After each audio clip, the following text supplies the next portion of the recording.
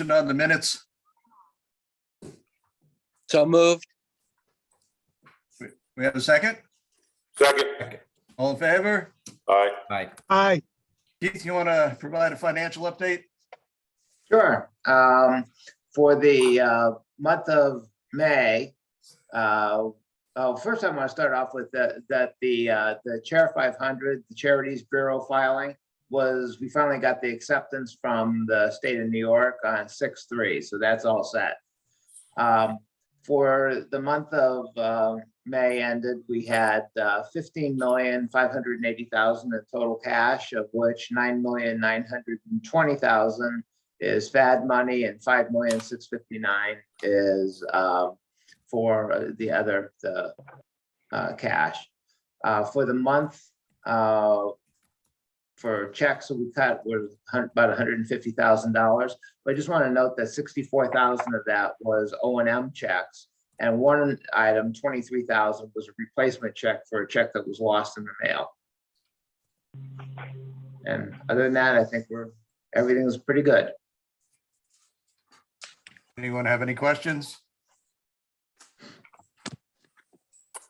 Okay, Linda, you want to talk about the reporting and filing dates? Sure. So the last O&M payment check was received from Yorktown on June 16th. And so the checks that Keith was referring to will be sent out today after the meeting. And it was 7 towns will be reimbursed for the O&M they performed. So it's Bedford, Somers, North Salem, Kent, Patterson, Putnam County, and Southeast. And then after that, we're going to submit an invoice to Millie at Westchester County. And once we're reimbursed, we will send the checks out to the Westchester towns to make them whole. So that's everything. Anyone have any questions? No. Okay, before we get into project updates, I think everybody is aware of the fact that my son works for Inside Engineering. He's actually a partner with Inside Engineering, and that is constantly an issue with projects that we have before the corporation.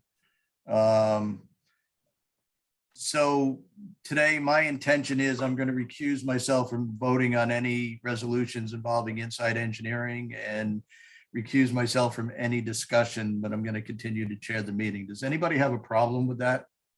No. They're one of the better stormwater companies, so I wouldn't want to disclude that. We'd fire you before we'd get rid of them. Well, that's pretty close to where we are, Warren, because the issue isn't with them, it's with me.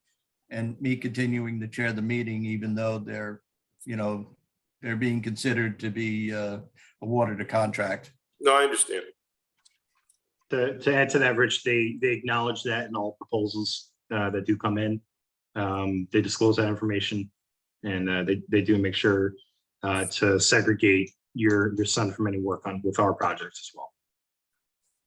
Right. And I acknowledge that in everything that I do with the corporation as well. It's cumbersome if I step down as chair every time that, something comes up. No, they're obviously very qualified. They're going to get it if they deserve it. And so appreciate your comments. Okay. Kevin, you want to do project updates? Sure. So we recently submitted for an additional approximately 4 kilograms to New York State to bring our total up to 670 in total for the program.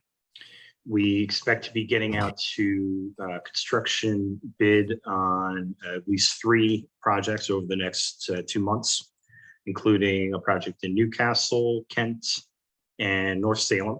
Those will bring in a significant block of kilograms to push into closing out for the year. And recently had kickoff design meetings on several projects with Inside Engineering on for bioinfiltration projects that'll go in within some FAD basins and outside within the town of Lewisboro and Carmel, I believe. Lewisboro and Putnam County, actually. Then we will keep pushing ahead. We're looking to wrap up a few other design contracts that will go out to bid in the, for bid for construction in the fall and finish out the year strong. If there's any specific project questions, happy to address them. How many kilograms we're going to get this year, do you think? I have to take a look back at it to estimate it. I think, for things that we'll be starting construction on for this calendar year, I expect to get an extra 150 kilograms by this time next year. Basically, because there's a lot of big, heavy hitting projects that are coming out. 30 kilogram ones that'll need to go through the next planting season. Which, if we start construction in the fall, next planting season would be next spring.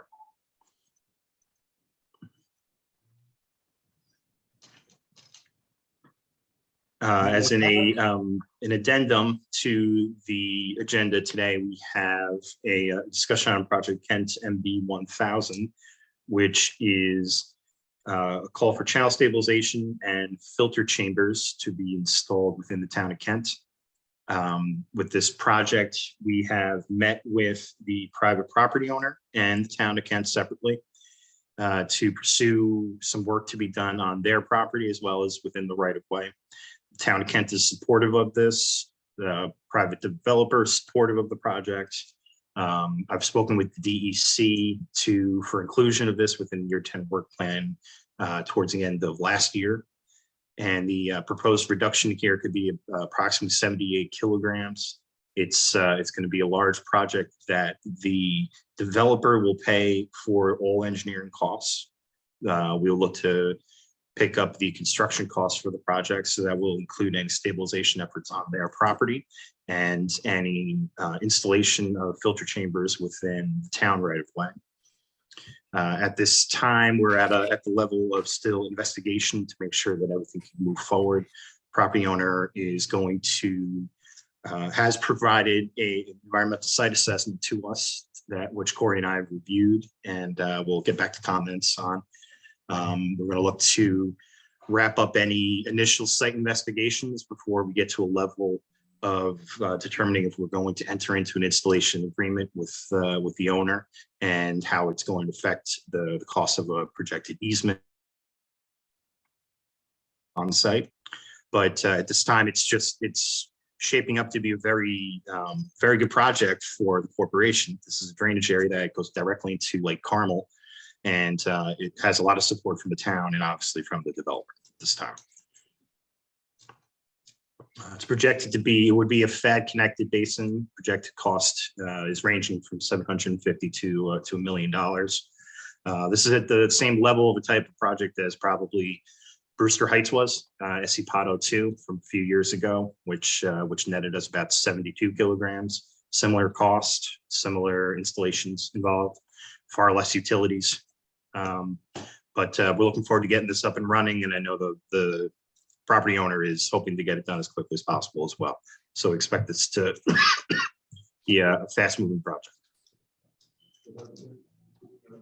So just to add a couple of things, we're putting a couple of stormwater filters in within the right-of-way in the town of Kent. Then we're going on the property owner's property. The property owner is Paul Camarda.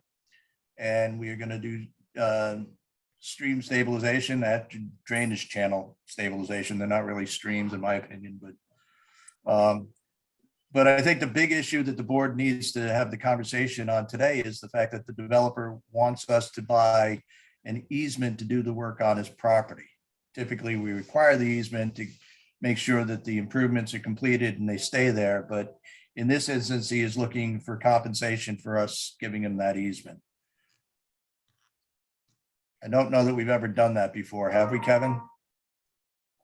We have provided payment for easement in the past in case of actually Escipado 2, Brewster Heights. Typically before we have not had private property owners have that conversation with us. Hasn't really ever came up in the case where we felt it was appropriate by any means.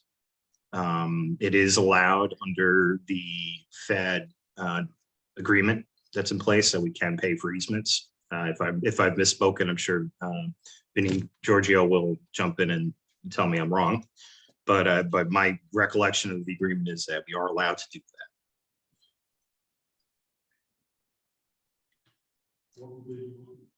So I think overall, I mean, the benefit to the corporation and the benefit to the watershed is, very good.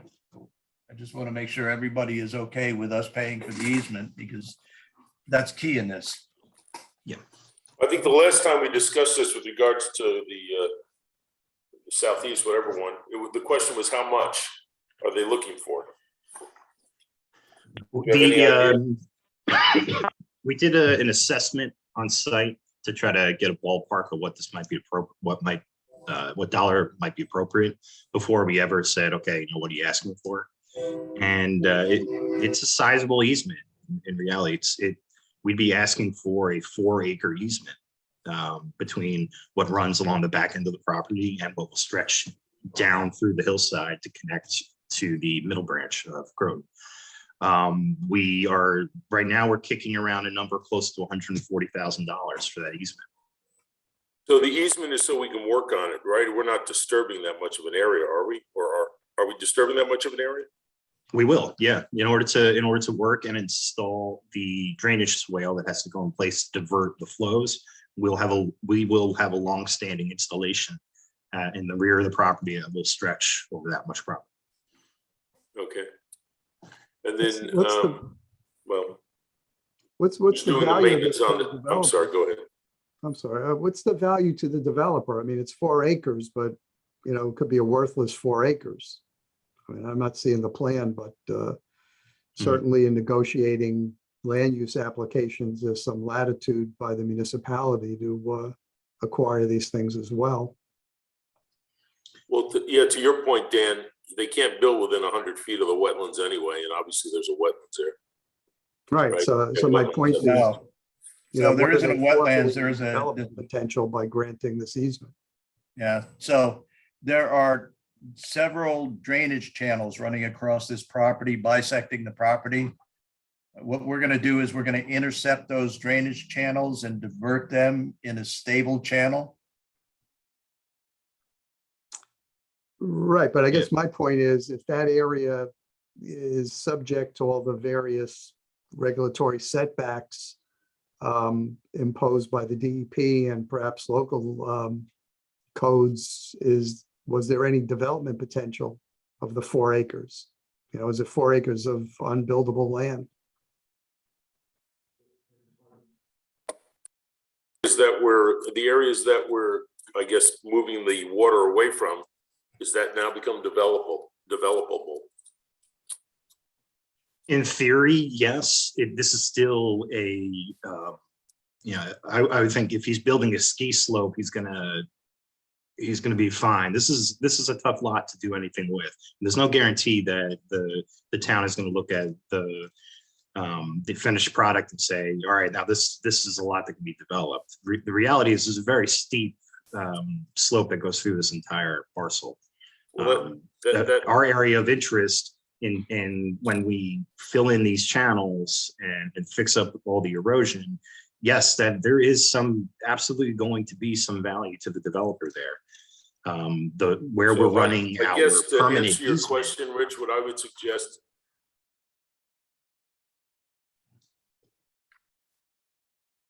I'm sorry, I missed whoever was speaking. Kevin was going. I talked over him. Kevin, the location of, yeah, go ahead, Sabrina. No, I was just gonna say, continue your description about where the easement is being taken. Sure. So the easement will run along the back rear of the parcel. If to what Dan was speaking towards, if this is going to affect anything, it's going to affect the rear lot setback. And I don't know specifically what the town of Kent's regulation is directly from the property line, or if they're going to now call it from the back of the easement. I'm not sure how they would identify that within the town, but I would expect it still would be the hard rear lot of the closest parcel. The swale that will run through the back of those residential lots and then carry all the drainage south will then connect to a depression area where we'll pipe it through a control structure down and through the property. Now the long running piece that will be piped, that can be moved anywhere, and in reality, we'll probably put right in the middle of a street if he's able to develop the lot. The parcel that will be affected, the piece that will affect any development is going to be that long running stretch where we'll have a diversion swale towards the rear of the lot. Is that diversion swale going to be encumbered through the easement or no? Yes. Okay. You know what I would do? I would just sit down with maybe the Kent assessor and just say, what's the value of the property? If they can assign a value to it, maybe there's a justifiable reason to come in at 140,000. I don't know what the right number is. We might be improving the value of his property. I'm not sure. Yeah, exactly, Warren. That's my concern. That but if I was representing the developer, what I would say though is if we're putting this channel in as a diversion, would DEP consider it a water course and impose the setbacks on this diversion channel as they would with a water course pursuant to their regulations? Well, I'm sure the DEC would. So Warren, we've gotten two estimates on what the value of this easement would be. One estimate was 160,000. The other was 270. I think so. I would definitely check with the assessor. Just check with the assessor because if it's a 4-acre parcel and you're encumbering a portion of it, improving it, to understand what the value of that is, I think is important so that we can pay accordingly. Well, so if we were going to go forward with this before we sign the installation agreement, I would expect us to obtain 3 reports from a licensed appraiser, not the assessor, Right. identifying the value. And I think Kevin's already done that. So we have an idea about, at least preliminarily, what this might be worth. Yeah, but are you suggesting that we're making it more valuable, or that's how much value we're taking away? Well, what we would be paying for is the value, the loss in value of the property. Yeah, so when you say we're making it 260,000 or 160,000 more valuable, you mean No, we're making that's it not, less? no, what I said is Kevin's gone out, gotten 2 estimates. One was the value of the easement would be 160,000 and the other one was the value of the easement would be 270,000. I've seen the numbers, but I haven't actually seen the reports. Okay, so what you're saying is the value of it is we're taking that much value out of the property. That's what we're Correct. causing them to lose. Okay. So we have some basis then. I'm not adverse to it. I'd prefer to go with a lower number than a higher number. Well, he's actually offering 140,000, which is under the lowest estimate. Why? Well, again, there is some value to the corporation doing this, and in the negotiations, I started off from 0. So Kevin and I did meet with the developer and have a conversation with him. You did or did not? We did. Okay, And- and so and he I- came back at listen- 140? Yeah, well, I came from the position of we're not doing. Well, we're not he paying came for back the at like 215. He came back into the middle of the 2 numbers, but we had a further the discussion.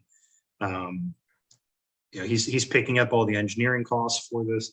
He's done the environmental site assessment already, acknowledges that we have to take it a step further for our level of comfort. So there's Kevin, what would the engineering costs be on something like this? Would they be 100 grand? I think if we went out to bid on it, I think that we might find ourselves between 80 and 100 because of the amount of channels and Okay, a so lot of the work. So aside from him just taking on the engineering, After that, I suppose it would be having field testing done to identify if there's any I mean, are we in a hazards. we would- situation where if we just paid for that, we wouldn't have to be discussing paying for an easement? The issue we have here is he's adamant about which engineering firm he wants to use. We put it out to bid. We can't guarantee that.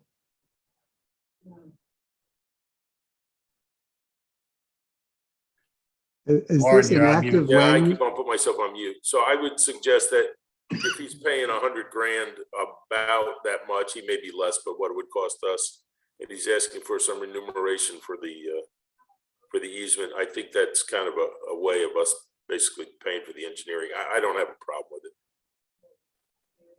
So in essence, this is costing us less money than it would have because he's paying a big chunk of it.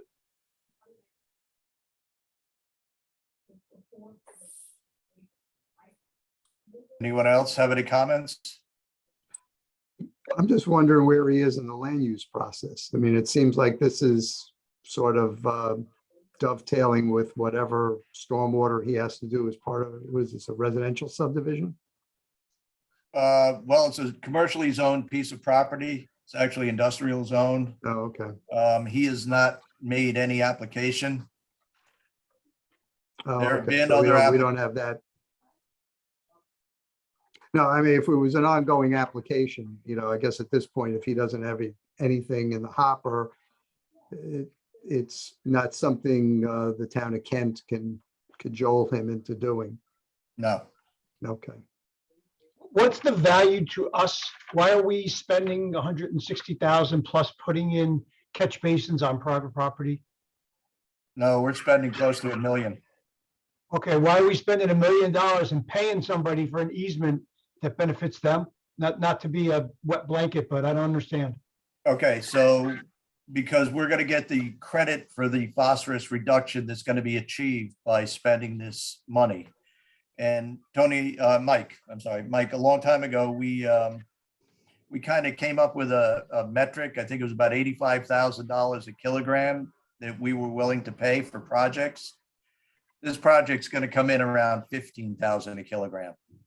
There's a huge benefit to the corporation to this. So you answered the question. Thank you, Rich. I get that then. There's value in it then. Okay. There is value in it. Yeah. Yeah, it's extremely cheap. Oh, yeah. And as I said, Mike, I think you were on, but he's paying for the engineering and stuff, which we think maybe 80 to 100 grand too. So Okay. plus testing and things.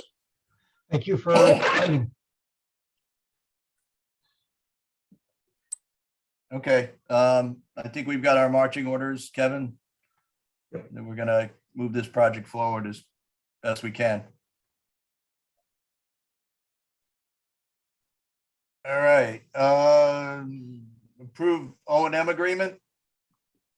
Yes, so we have this is a standard agreement that we have between Putnam County and a few different municipalities at this point.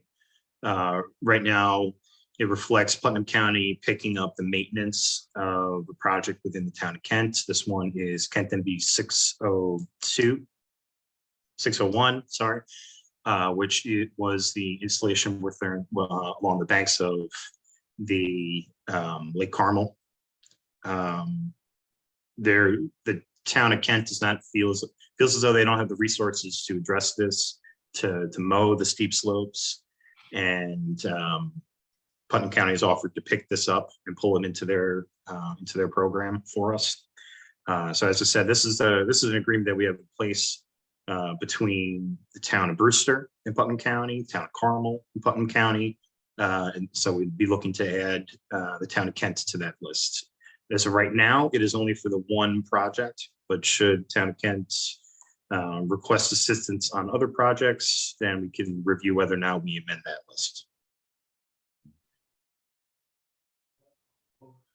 Warren, you're on mute. Yeah, I know.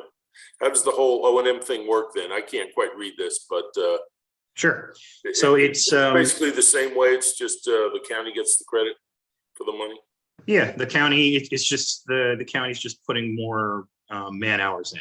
So in the end of the day, when we reevaluate everything come December 31st at the end of the year. The Putnam County's bill is just going to be a little bit more expensive. They'll get more funding back from the O&M program.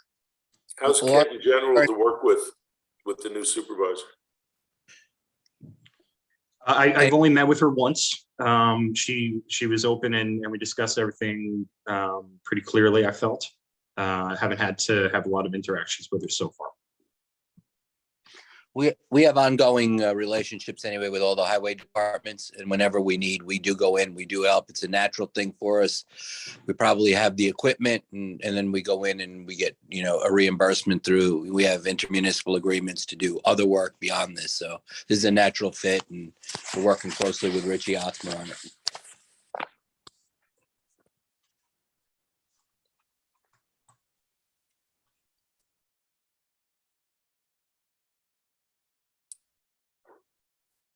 Well, you guys, the Putnam County is big enough to understand what's going on. The last couple of projects, they were a little reluctant to pay for things and do things.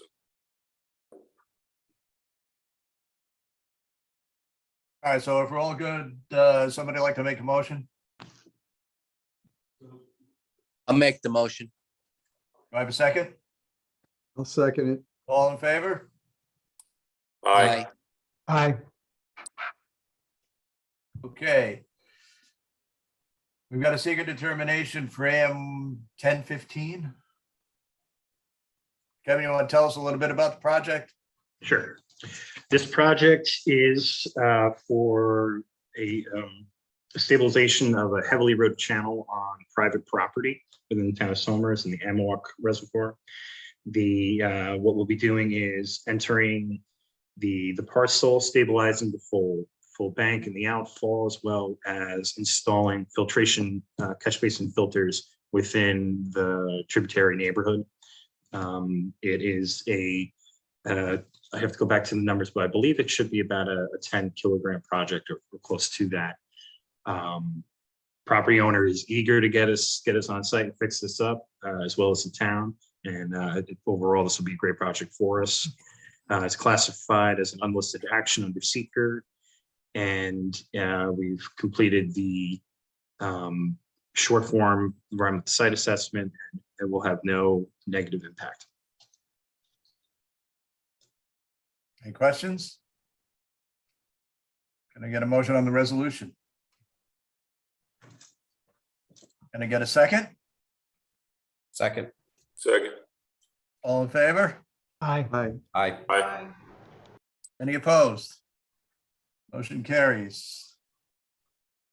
We've got six installation agreements. Kevin, do you want to talk a little bit about Peach Lake before we go any further? Sure. So we had closed out or very close to closing out our installation on June 2nd at Peach Lake. About an hour after we were closing out our installation, unfortunately, there was a major rain event that came through within the town of Southeast and town of North Salem. This rain event washed out a tremendous amount of sediment and flow from a nearby golf course and unfortunately flooded the Vales Grove community.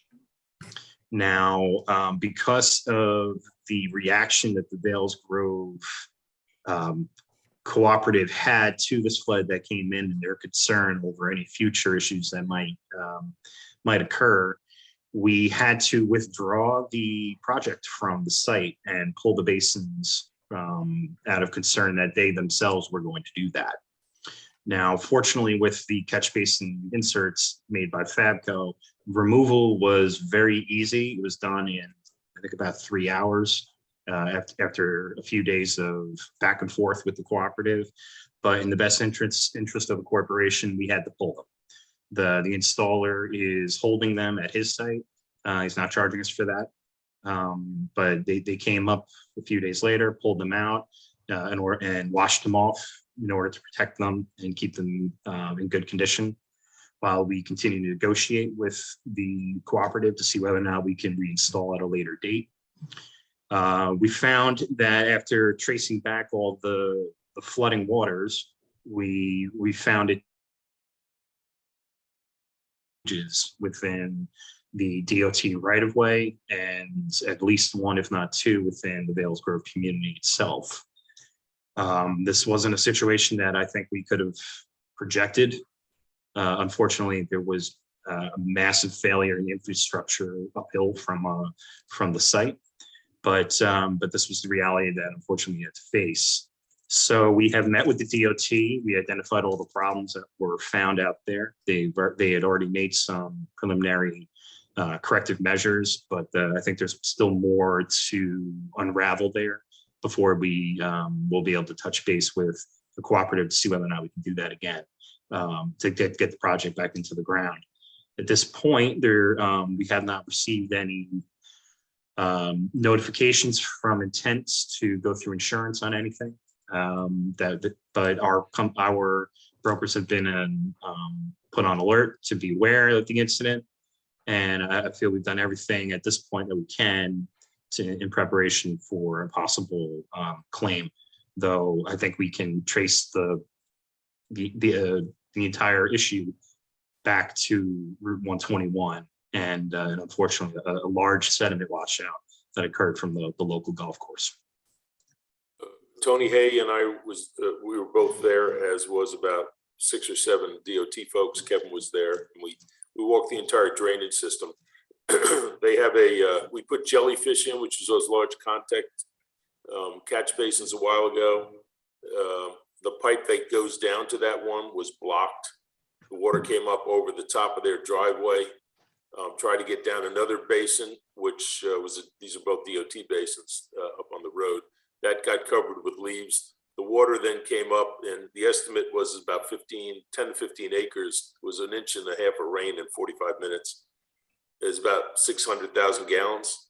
Came up over, flooded the entire roadway of 121 and cascaded over the bank for about 100 feet of width, and it was coming down about a foot deep in some areas, the water. Not a channel, but over a very wide area.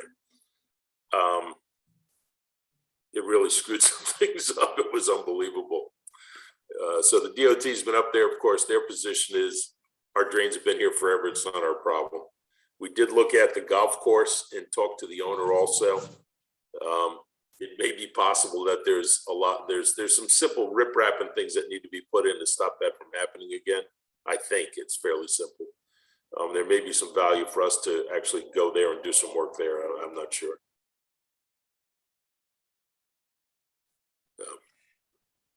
I was getting calls all weekend. They weren't very favorable. They were saying, get these things out before the next storm. Maybe in another month or two, we could talk about putting them back in. But right now, everybody's, I think about 5 homes, their basements were flooded. They had all their hot water heater and furnaces and everything out in the yard because they were underwater. So a little bit of an issue. So I think there's a lesson to be learned from this. I will tell you all that, one of the gentlemen, Don Lake, that trained me in stormwater, always said never put inserts into catch basins because hydraulically they are problematic. But in the right location, in the right place, I think it's a valuable tool that we have that we can use. But we need to, I think, take a look at the watershed, the overall watershed we're installing these catch basin inserts in, to make sure that there isn't the potential for a significant erosion problem should we get a heavier storm. Because we get a really heavy storm and the watershed is gonna, it's gonna push all the debris, all the sediment right down into these catch basins. They'll fail every time. And so I think we need to we need to set that as one of the criteria for when we're installing these catch basin inserts, to take a harder look at the watershed to make sure we're not going to run into the same thing. You're putting the catch basin inserts into a shopping center with a nice clean parking lot. They're going to work great, and they're not going to take a lot of maintenance. But you put them in a watershed that is, basically all leaves and bare ground, and we're going to have problems. So So that's basically what we found. And Kevin, do you want to mention, because the DEC did call us up because the DOT is not, they have phosphorus numbers is my understanding. And they're basically saying they have no place where they can do any work. Do you want to comment, Kevin, on your discussion with the DEC and DOT phosphorus numbers? Yeah, at this point, it's really a preliminary conversation. Just is there a way for us to help the DOT with doing any retrofits within the watershed? The DEC looks very favorably on the program that we have here and the way we've been able to connect with all the municipalities. So they just reached out and said, is there any insight that we can give in any way that we can help the DOT get these things, get these done and get them into the ground? But at this point, it's only just a conversation until we can get the opportunity to take it beyond that. But I think our position is probably, especially on things like this, sure, where's the funding? Right. Yeah, if we take on 80 kilograms, we take on more funding. Yeah, that's a given.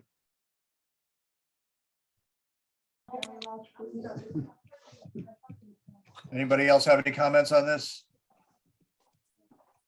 So the reason I wanted to have that conversation is before we approve these installation agreements, which are basically for the catch basin inserts, I wanted to ask Kevin the question is, do we have any instances where we're putting these inserts in that are similar to what we've experienced at Peach Lake, where we need to maybe take a step back and take a look and make sure we're not going to run into a similar problem? Hey, Rich, one of the things I would say is that, a lot of these local drainage systems are usually, depending on the municipality, like a 25-year storm, say, for example.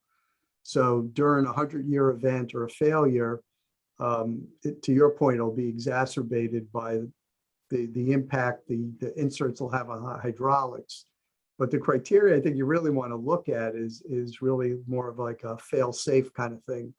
If a stormwater system, say on a road, gets overwhelmed, where's the water going to end up? Is it going to go someplace where it, jumps a curb and then just goes into an existing channel, or is it going to go down a driveway, into somebody's house? So I think that's, another criteria we need to consider when installing these inserts. Excellent point. Yes, I agree. Yeah, and to that point, Dan, and to Rich's earlier point, the second we started dealing with this Beach Lake issue, Corey and I have been reviewing all the open projects that we have and ones that are already in the ground to see whether or not we can get ahead of any potential for that issue. Because if, in the case of, in the town of Yorktown, right at YMU 602 at Junior Lake, in the case where those water, should there be a failure in that case, the water is going directly into Junior Lake because everything flows right downhill down the streets and into the grassed areas towards the lake. But we are reviewing all of those, reviewing everything that's in place to make sure that everything's working as intended now, and we can get ahead of any failures that are possible.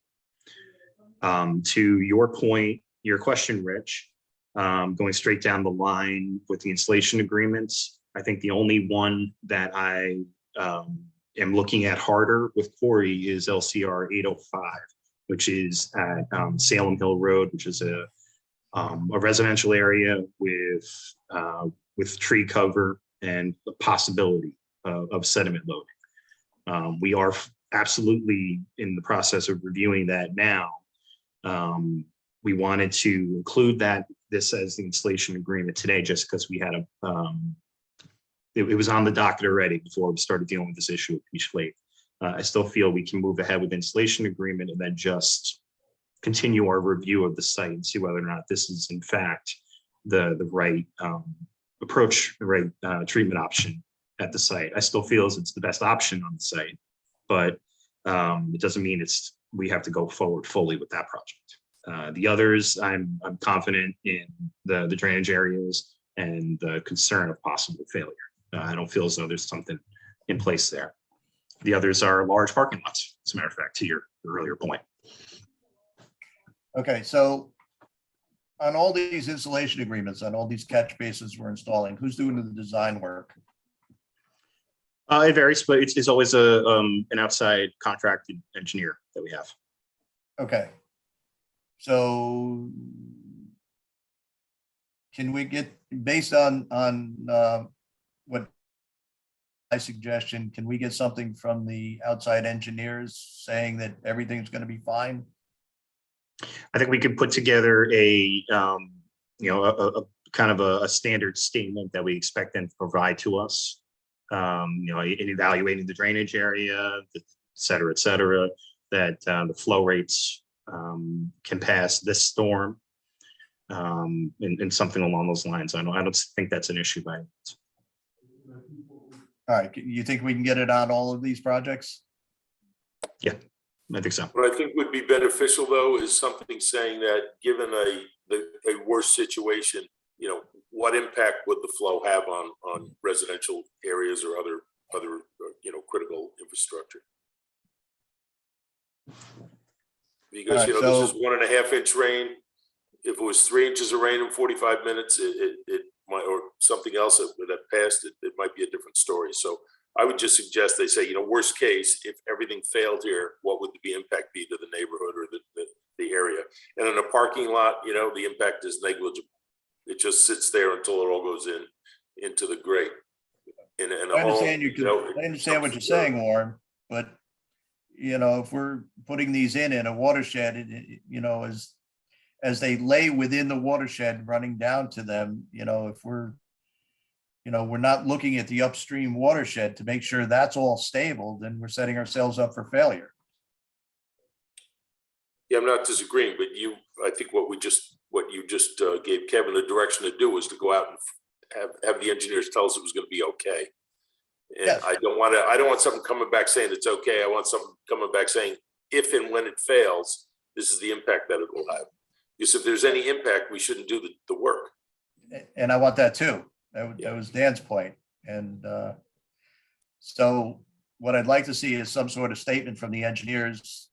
Kevin, if you could draft something up, and I don't know if the whole committee wants to review it. I certainly would like to take a look at it, and I would like Christine to take a look at it. Sure. I think we gotta think about this, so that in every single one of these projects, doesn't matter what we're choosing. I understand the point, and I don't disagree, but it doesn't matter what retrofit we choose. Every retrofit has a potential for failure, potential for washout, given the drainage area.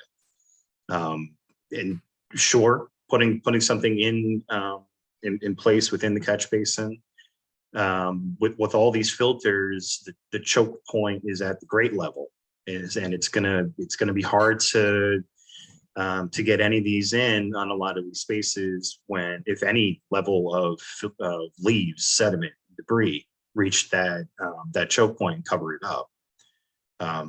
And that's the same with any retrofit that we're going to put in. We could have all this debris cover the diversion structure, plug it, and now all that water is going somewhere where it shouldn't have been going to start. But I think a deeper evaluation of every single drainage area that's coming down that can affect our units is absolutely called for. But I'll draft something up. We can run it through everybody that would like to review and come to a conclusion on it. I think it's very simple. If we clog the drainage systems, where does the water go? And if it could potentially impact somebody, we should think twice about doing it. Yeah, it's a parking lot. It's not impacting anybody. If it's in the middle of development, based on the topology, it could potentially seriously impact people. I agree, Warren. But the other point I would make on that too is, if we do one of these projects, to make sure there isn't some pre-existing condition in terms of capacity issues, because once we put the inserts in and something goes sideways, we're going to own the problem. Right. All right. Based on having that agreement, we want to move the installation agreements. Chris, is there any problem with doing them as a whole?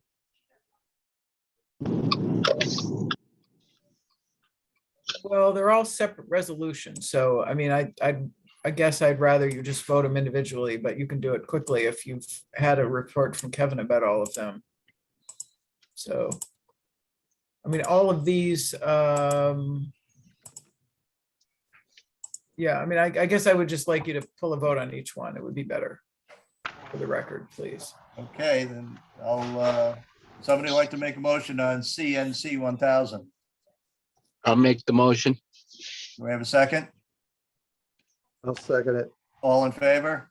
Aye. Any Aye. opposed? Can I get a motion on PRCR 601? I'll make the motion on that one. Do we have a second? Sure, I'll second. All in favor? Aye. Aye. Any opposed? Aye. Motion carries. Can I get a motion on LCR 805? I'll make the motion. I'll second it. All in favor? Aye. Aye. Any opposed? All right, can I get a motion on SAM 1015? I'll make the motion. Second it. All in favor? Aye. Aye. Aye. Any opposed? Can I get a motion on Carmel AM 1000? I'll make the motion. Can I have a second? I'll second. All in favor? Aye. Any opposed? Can I get a motion on Carmel GL 815? I'll make the motion. Can I get a second? I'll second. All in favor? Aye. Any opposed? I'm gonna have to rethink this if you're gonna make me work this hard. All right, Kevin, you want to talk about the award? Okay, so we have solicitation 2022-02 on up for award today. The solicitation included 3 projects that called for bioinfiltration within the town of Yorktown, town of Carmel, and town of Pauling. The Pauling project also involved some impervious cover removal and outfall stabilization around Lake Dutchess. In bidding these projects and reviewing the awards, we felt it's in the best interest to split up the award between 2 of the design firms. We felt that Hudson Valley Engineering Associates, HVEA, and Insight Engineering provided the most appropriate proposal that comes of value to the corporation, and are recommending that Hudson Valley Engineering be awarded projects YMU 40 and PWMB 1000, and Insight Engineering be awarded Carmel GL 915.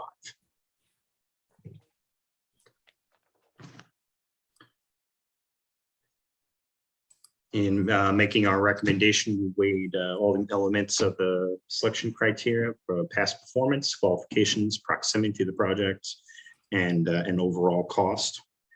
And we're confident moving forward with both those firms.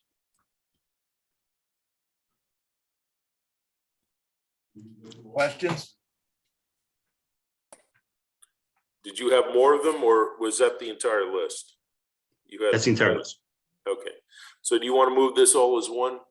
I do not. I can't vote on one of them. Well, okay, so do you need to vote on any of them? Well, Okay, let's go through. How do you want to do this, Rich? all right, so that's true. Linda, we have enough here so that I don't need to vote, correct? That's correct. All right. Warren, go ahead.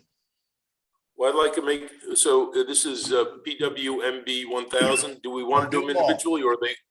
Do them all. Okay, so I'd like to make a motion to approve all of the engineering awards as laid out by Kevin in these resolutions, and you can read the numbers, I guess, if you want, but why don't you drop it down so I can see the top one? So it's is it PM? It's CGL 915, PWMB 1000, and YMU 40. Okay, so I'd like to make a motion to approve the engineering awards for the projects that Rich just mentioned. Second. All in Do I have a favor? second, all in favor? Aye. Aye. Any And opposed? Rich, And I'm recusing myself. you're abstaining, yep, Yep. okay. Okay, O&M program updates. Which I think we've already covered, haven't we, a little bit? Any other business? Anybody wishes to bring up at this time?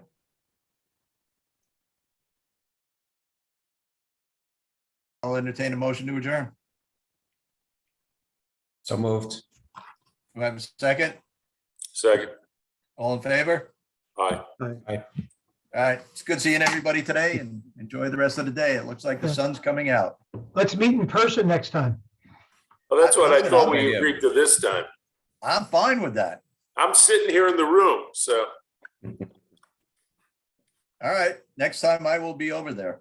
no, it's easy for Linda has to come down to my office after each meeting to have the check signed, so I figured, let me come up here. All right, I Break And- one. and Linda, I'm around if you want to come over. Terrific. Yep, once Warren signs, I'll come by. Thank you. Okay, great. Enjoy the weekend. Take care. All right. Yeah, everyone. Good day. Bye-bye. Take care, everybody.